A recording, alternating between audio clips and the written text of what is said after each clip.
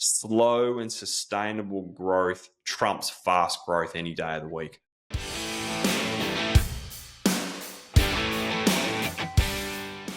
Hi everyone, Rob Kropp here, and welcome back to another episode of the Trade Den podcast. Welcome back, Dan. Good to have you here.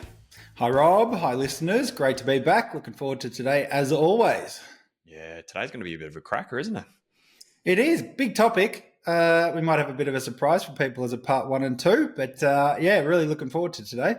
Yeah, it's a really, really big topic. And so this is going to be a little mini series that we're going to be doing. And today is going to be more of a mindset conversation around money. And then our next episode, part 2 of this, is going to be more of a practical side of things around the strategy side of things. And so make sure you listen to these as a bit of a pigeon pair, because together they're going to make up some really good lessons in here that you as a listener can really listen to and take some great points away from this episode. Yeah, huge steps. If you follow this all the way through, we see this all the time in coaching. These are some of the biggest levers people get to pull earlier on in their journey. We come back to them, but guys that really take this on board, this topic that we're about to discuss today, really do start to make some big strides pretty quickly. So really important topic. Yeah, so let's get stuck into it. Let's talk a bit of a scenario that a lot of business owners in the trades and construction space find themselves in. And I think as a business owner goes on that growth journey to be able to grow their business, they go from $500,000, $750K, $1 million, $1.25 million or more. And throughout this growth period, despite their revenue increasing, they experience cash flow problems. It's an all too common scenario.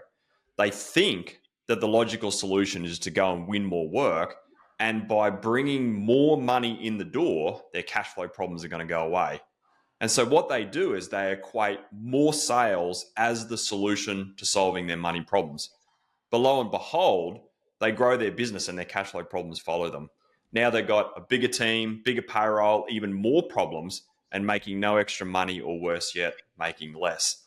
So they either scale back down to a more manageable level or stay at this level confused about what to do next.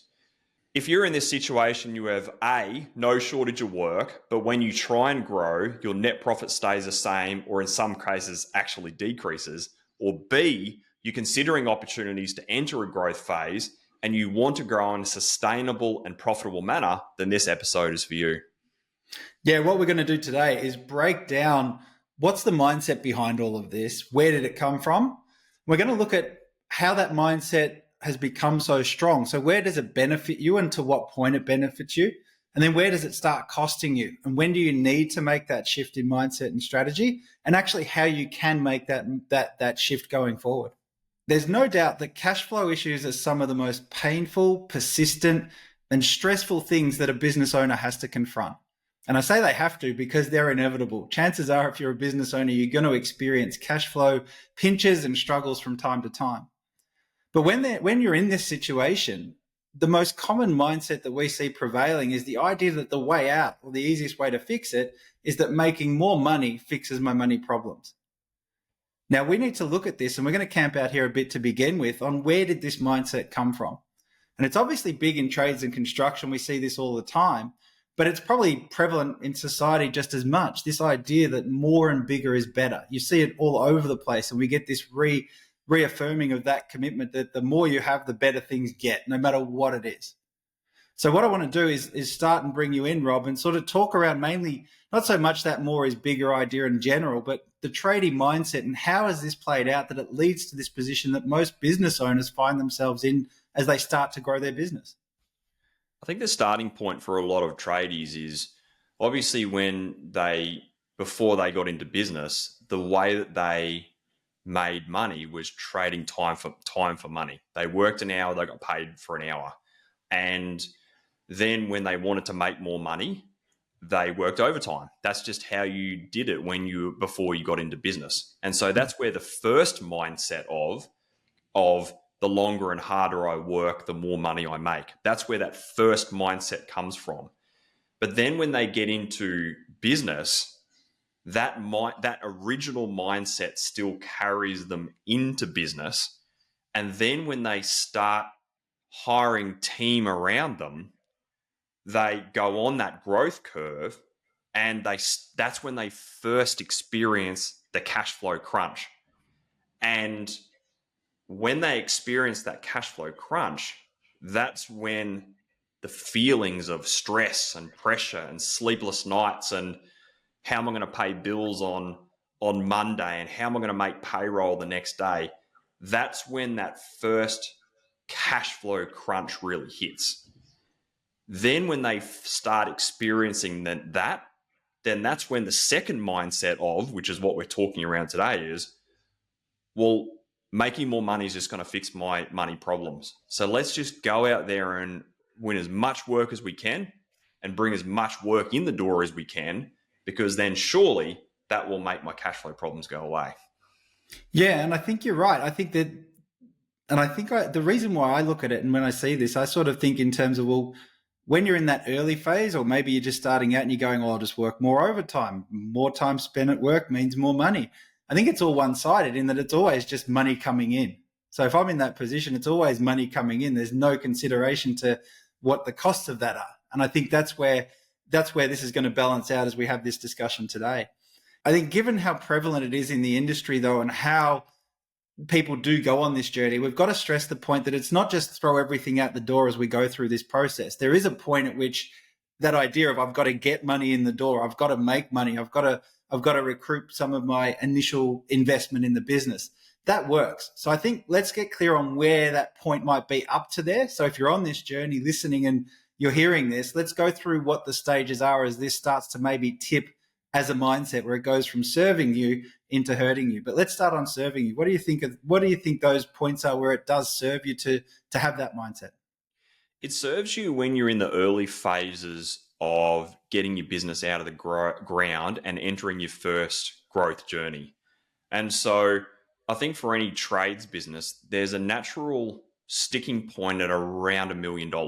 And so I want to kind of anchor on that $1 million mark.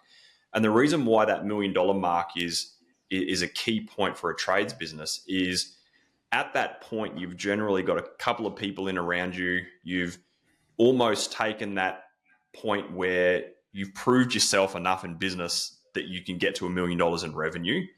And to get there, it's just through sheer grit, determination, drive, winning work, and taking on any work that you can. And if it's a job that you can do, you generally take it. So in this early phase of your business, you generally don't specialize in anything because you're just winning whatever work can come in the door and off you go. And that $1 million mark is also a natural point in business because this is when you'll start to get to the point where it's no longer you being on the tools. You're generally entering that phase where you're starting to hire a couple of ground crew in around you and you're starting to wind yourself off the tools, and it's no longer about being a great tradie. It's about starting to be a great businessman. So I think getting from being a one-man band and going through hiring those first couple of people to get up over that $1 million mark, it serves you to be able to bring whatever work you can in the door. But that's when the problems start appearing, and that's when the cash flow challenges really start to bite. Yeah, so because it makes sense. Because when you start the business, often it's run lean. You're lean and mean. You haven't gone out and if you play this out, you haven't got sort of a branded fleet of vehicles out in the road and all of that goes with it. It's that sort of early stage where chasing work down and winning work and setting up relationships, it's just all systems go. Yes, absolutely. And so when you're in that phase, you're in that early phase, your overhead costs in your business are actually very lean. You've got no admin. You might have a little bit of bookkeeping support. Maybe your partner helps you out with a bit of after-hours stuff with shooting invoices out the door. You're generally working from the front office of your home. So you got very little overhead costs within the business.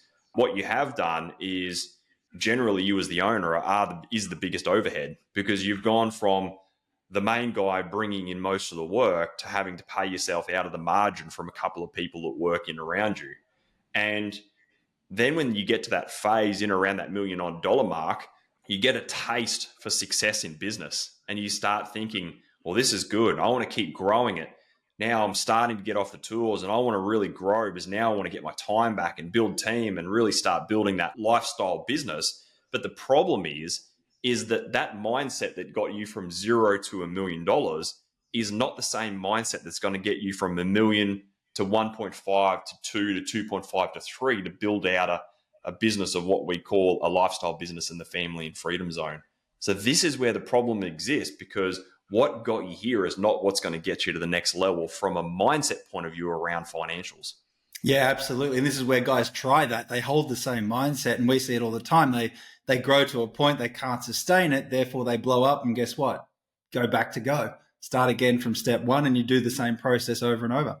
Correct. And I think that where that comes from is because it's really good that the owner might be in that phase where they're sales led. So they start to get really clear on which market do they want to sit in. They're really clear on their business identity. They go really, they start to niche themselves into a market. They become renowned for what they do and really specialize in some space. And they become really sales led, or the market is naturally just buoyant at the time.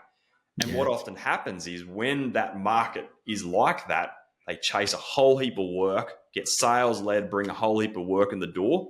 But because they haven't optimized their financials, or they haven't optimized their operations, what often happens is they leave this trail of destruction behind them after they've won all this work and brought it in the door. Yeah, absolutely. And I think that's where we get to, right? So obviously that at some point the focus has to shift, the mindset has to shift. You're now not just pursuing a better result, or geez, isn't it great to be in this position? You're now chasing growth. You're now starting to pursue growth. But what I want to sort of get to now is, as that point turns, what's that cost of pursuing growth, and where do the cracks start to appear when you start to hold on to that mindset for too long? Yeah, I used that word optimized before, and getting from zero to 1 million is all about chasing revenue. But when you start hitting $1 million plus, it's all about focusing on gross margins of jobs and profitability of the business. And this coincides nicely with an identity shift or a mindset shift that any business owner has to go through. When you're going from zero to 1 million, you're still in that tradesman mentality, and you're thinking around sales, revenue, bringing cash in the door, exchanging time for money. When you generally hit that $1 million plus mark and you're really starting to build a business that's got an identity of its own, you've got to start shifting your mindset as a business owner to not just focus on revenue. How do we focus on margin and profitability of the overall business? And that's the real shift that has to happen. Yeah, I think you're right. You go from that doing more work to get more money to managing better to get better results. I think that's where we get to. So let's do that, and let's sort of start to break that down then in terms of that transition, and look at probably the two key concepts we want to bring in today. There's two that I know you want to talk about. Let's talk about that first one, what we call about the analogy of the leaky financial bucket. Yeah, I love this analogy around the leaky bucket. And if you're listening here today, I want you to think about a bucket that you're holding up, and it's got all these holes sitting in around the bottom. And guess what? That bucket with all the holes is your business, and it's the financials of your business. And what happens is when you've got a bucket with lots of holes in it, the more water that you tip into the top, the more water that gushes out the bottom. And it's the holes in the leaky bucket. And so that concept of the leaky bucket analogy is the same around your business. If you've got all these holes in your financial management systems and around your business, you can tip more and more revenue and work in the top of your bucket. But if you've got all these holes that you haven't plugged or optimized in your world, then that's where the profit slippage and the cash flow slippage sips out of your business all day long. And so this is where the unprofitable growth occurs, because you're tipping more in the top, but it all just seeps out the bottom as no matter how big that you get. Yeah, I think that makes perfect sense. It's a great analogy. And I know we said this is part one of part two. Part two of this topic's all going to be around that leaky bucket, and we're going to really look into those holes and how to plug them. I think the second thing then, and you mentioned it just before, was that unprofitable growth, and what we call and what people would have heard before, growing broke, is sort of what comes to mind. Do you want to just explain what growing broke means, and then we'll get into some of the helpful strategies to get through this phase? Growing broke is we're seeing it a lot at the moment, and over the last number of years, there's been a lot of businesses that have ridden the wave of a buoyant market. And so when you're in the good times, anyone can succeed in business in the good times. It's not until you start experiencing challenges in the marketplace that it exposes those people who don't manage their business well from an operational point of view and a financial perspective. And so we're really seeing that in the marketplace at the moment. We're seeing a lot of businesses go out the door. This whole growing broke analogy is a really important concept, because there's a lot of businesses that grow fast and quick, and they go broke despite the success that they've had. And that's fundamentally because a lot of business owners don't actually understand the cost of growth. And because they grow so fast, they actually run out of cash to fund that growth, or working capital to fund that growth. And that's where the term growing broke comes from, because despite having all this pipeline of work in front of them, the trajectory of their growth is so steep that they actually run out of cash to fund that growth. And then that's when they fall over despite their success. Yeah, we talk about it being growth is cash hungry. And I want to explore some of those things. When we say growth is cash hungry, just a quick laundry list for you, what comes to mind? I mean, I think growth is cash hungry. One of the easiest places to see that is in payroll. But there's other places to look at in the business where that happens. Yeah, payroll's for one of them, where if you win a big contract and you got to put 3 or 4 or 5 guys on all at once, the moment you start, you've got to start paying wages, super, PAYG, increase your workers' compensation, and you've got to buy materials. And if your payment terms don't line up for when you're getting paid, especially if you're working more in the construction space where it might be 30 or 60 days end of month, there's a big cash gap from when you start spending money for when you're getting money in the door. And so this is where cash flow problems come, is if you don't really manage that growth during that phase, you outlay all this cash in the short term, revenue isn't lined up with that, you're not bringing in the door, and then boom, that's when we see a lot of business owners out there finding themselves with prosper loans, ATO debts, payment plans, and all those types of things, because all the money they spent on wages, vehicles, equipment, they've actually used other people's money like the ATO, and that's when they find themselves in those problems. So that's a real life example where a business is underutilized in the beginning from a cash flow perspective, and then they're starting to use the ATO's money to fund that growth. That's real problematic. Yeah, I know from a coaching perspective, when we hear those words, hey, guess what? I just won my biggest job ever. It's going to be massive. There's always that little bit of trepidation within me. I don't know about you, but you're always thinking, all right, are we in position to be able to afford to do this job? It's always got to be a consideration. Yeah, I think then that's when you were referencing back to the whole leaky bucket analogy we were talking a bit about before. That's why some business owners grow and then they shrink back down again, grow and shrink back down again. And that's a cycle that a lot of people find themselves in, is because they do grow and they start to grow broke, and then the wheels start to get all shaky.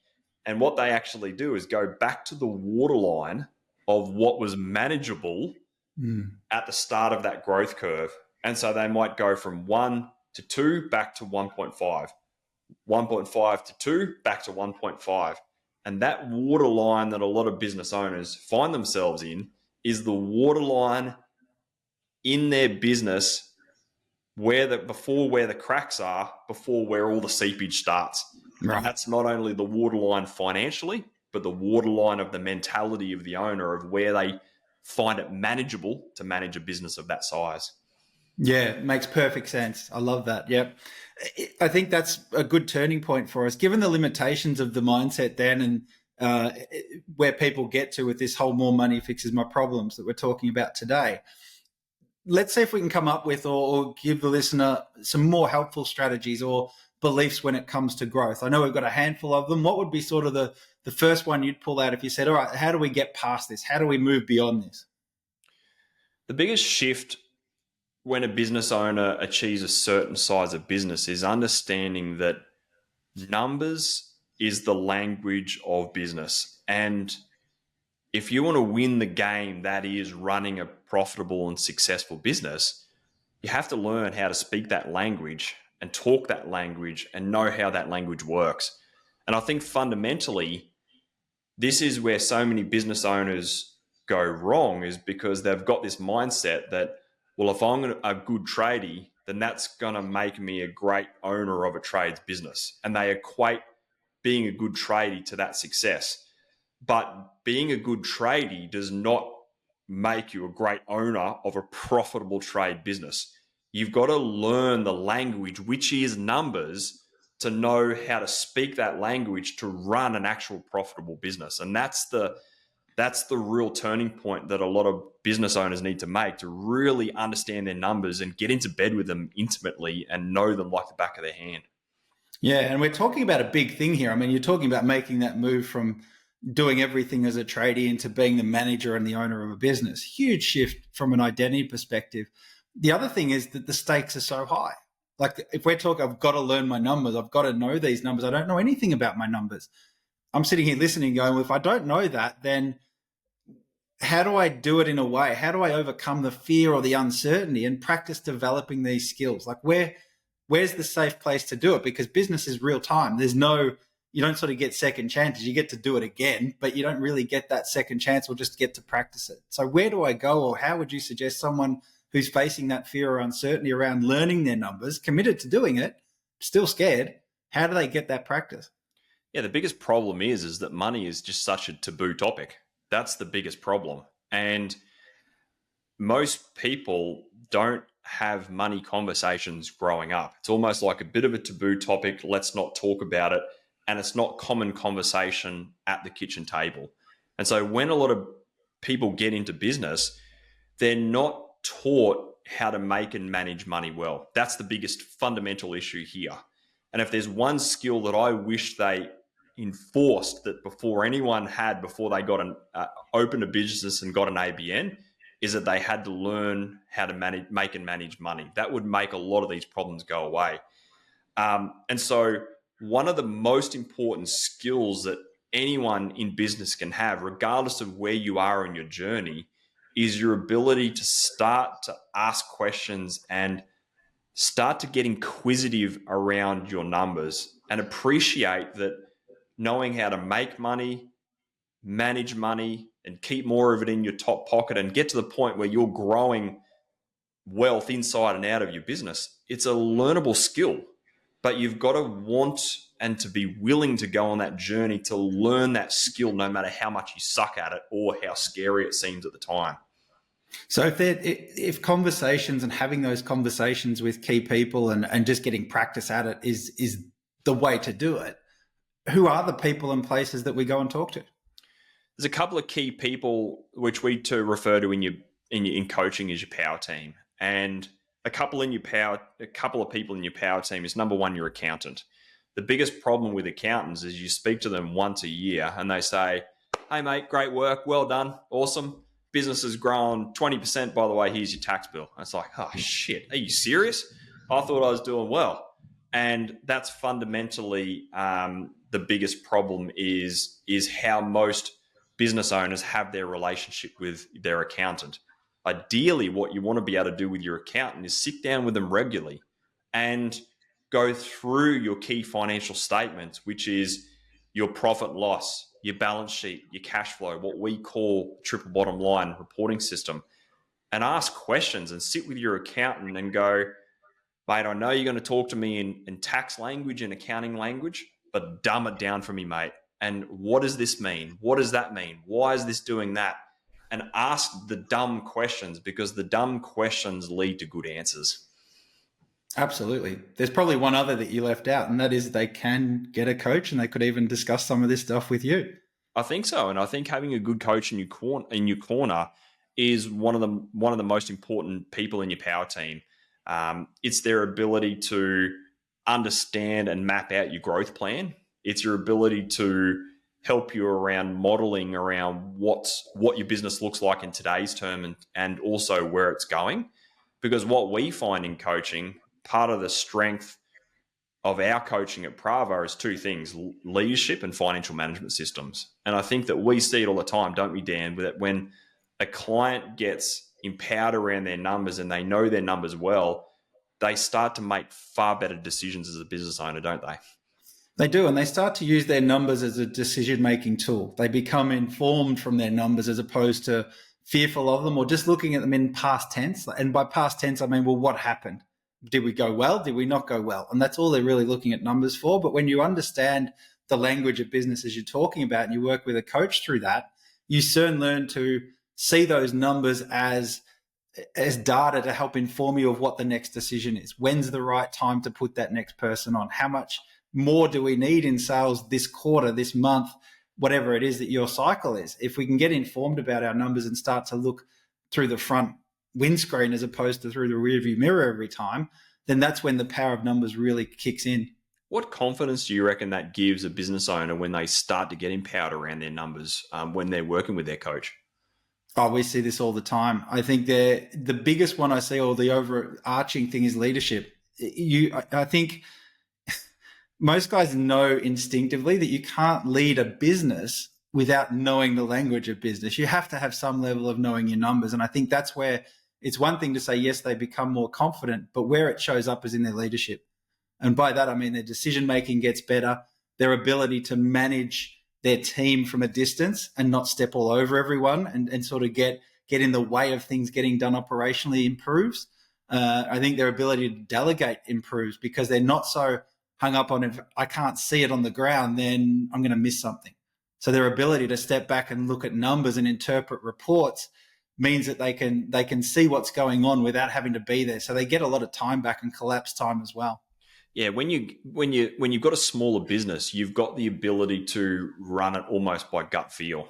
But when you get to a certain size business, it's no longer good enough to be able to run that business by gut feel, because what you're doing is you're basing decisions on gut and innuendo to some degree.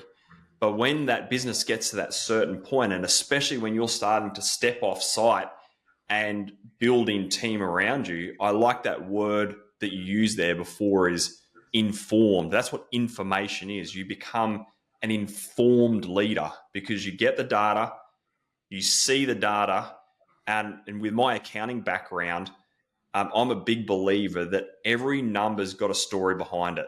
And that's what I'm looking for, and what our team looks for in coaching is not what the numbers are, it's what the story is behind those numbers.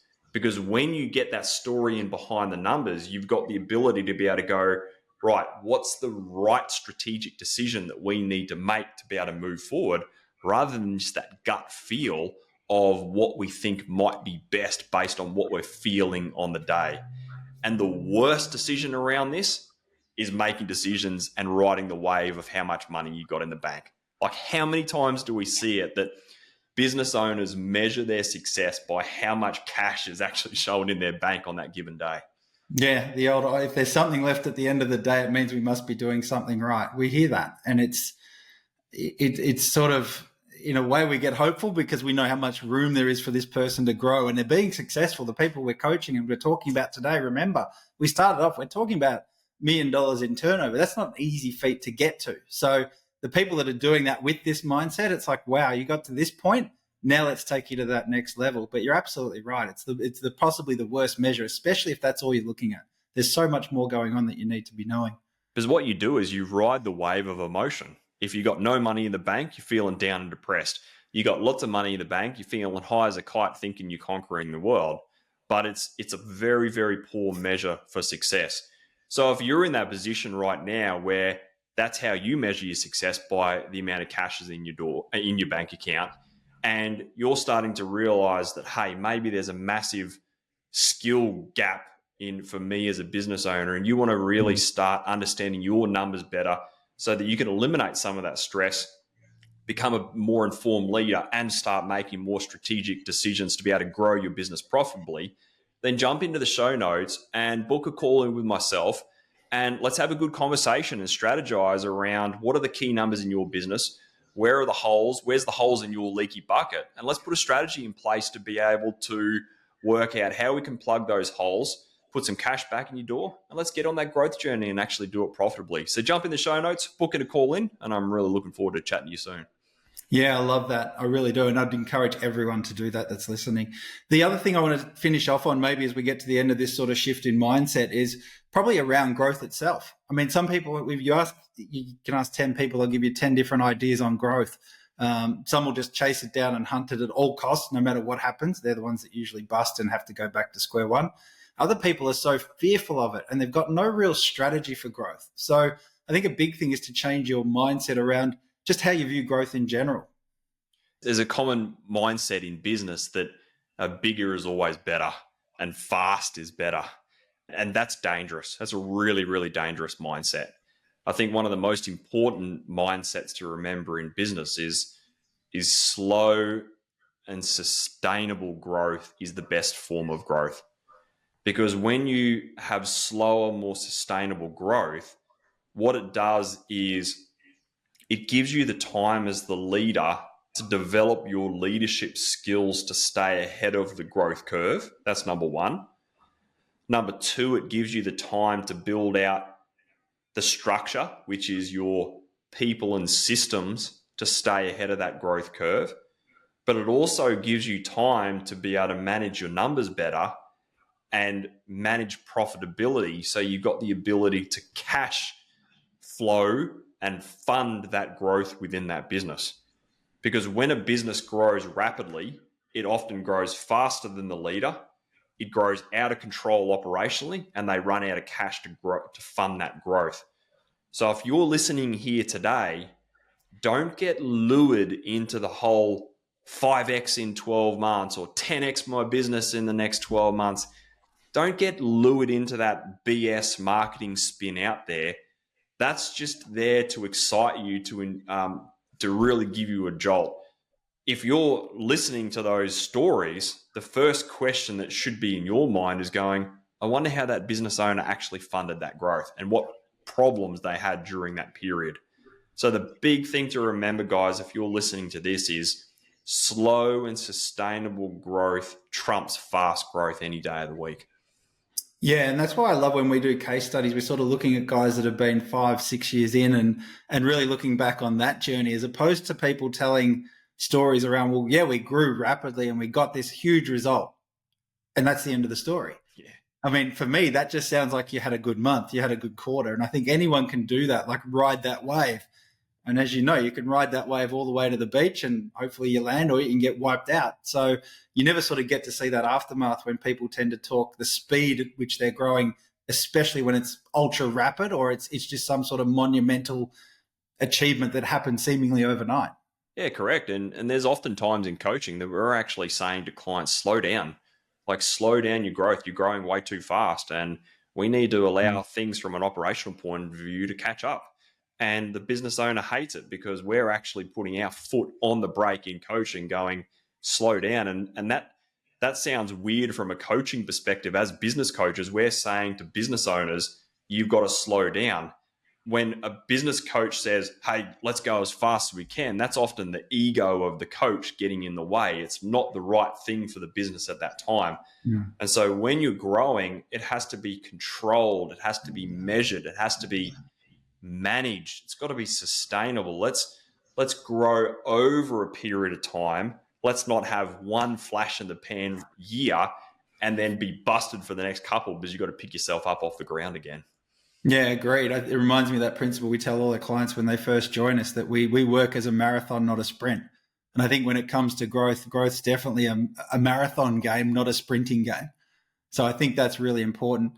At the top, we listed sort of all the examples. We've talked a lot about the mindset of these things. We like to tell stories, obviously. As we sort of wind out this episode, have you got any real life examples you can think of how this has played out, or examples, be it the leaky bucket or growing broke?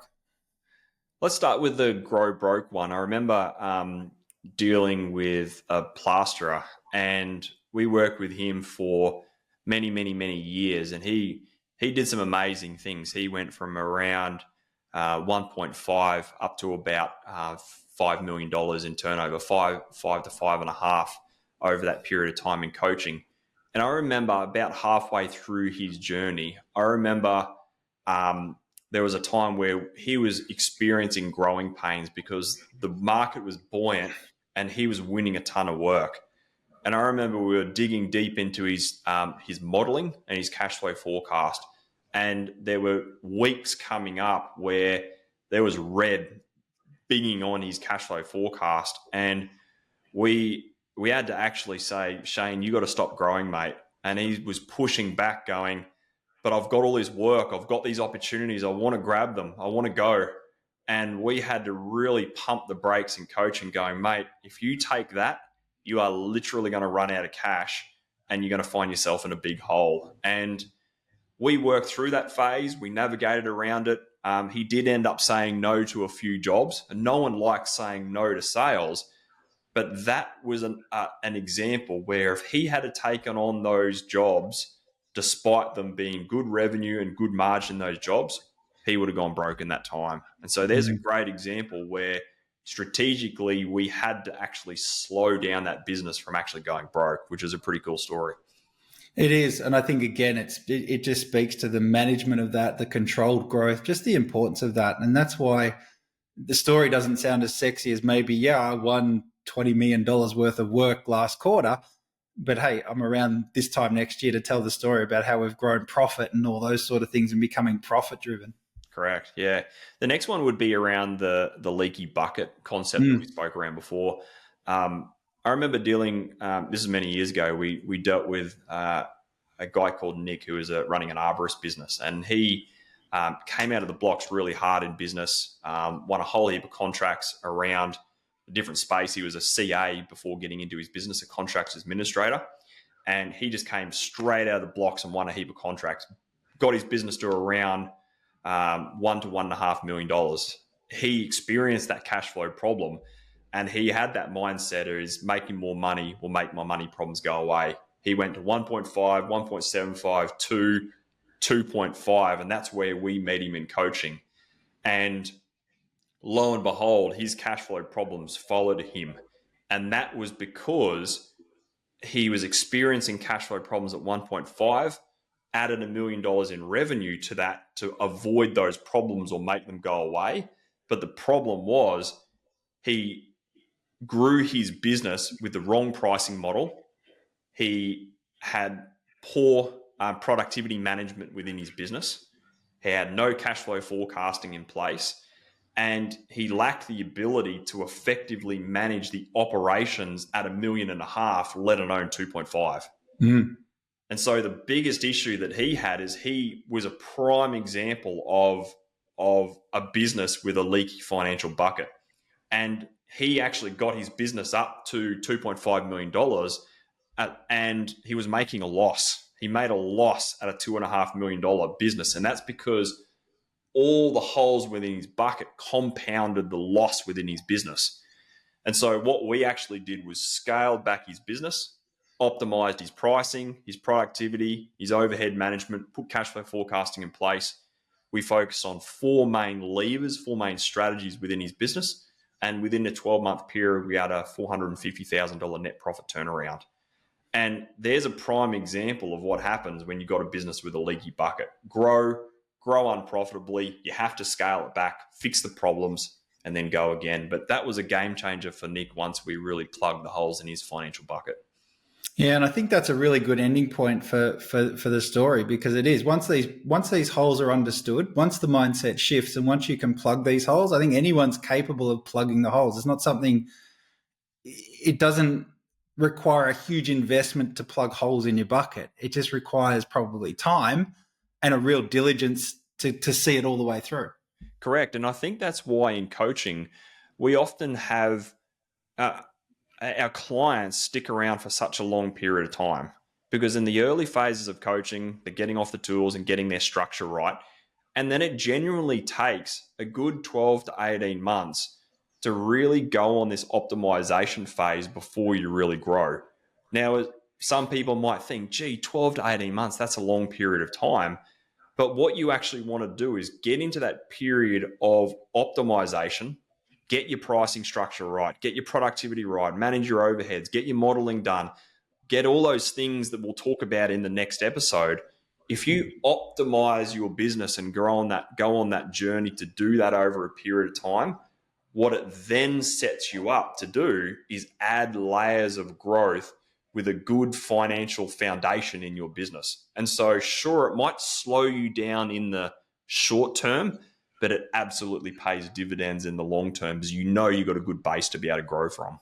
Yeah, what a great takeaway. And I think that's where we're heading into now. But if we look at takeaways, that's probably one of the biggest ones I had. The other one that I've got as well, as we sort of sum up, just knowing that more money in the door is not going to fix your money problems. It's a real conscious thought to have. Like, you've got to pull yourself up if you're saying that to yourself, because everyone said it, everyone thinks it, everyone has that sort of reflex action, but that reflex is what's going to hurt you. So I think from a key takeaways perspective, just knowing that that's not the answer is probably one of the bigger ones.